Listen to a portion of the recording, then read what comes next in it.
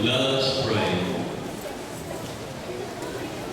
Ever-living God, you have given us your own Son, Jesus, to be our friend and brother.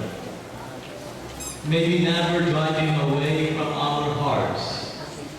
May we make him our King and Lord forever and ever. Amen.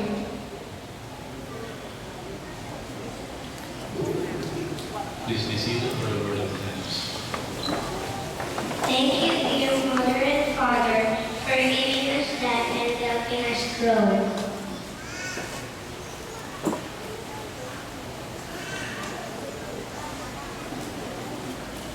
Thank you, dear teachers, for bringing us closer to Jesus and teaching us how to love Him.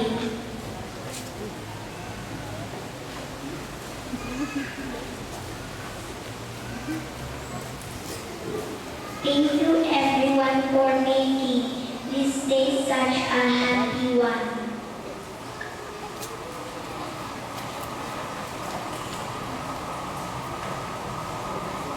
We promise to keep Jesus always in our hearts, to be obedient to all those who take care of us, and loving to all those around us.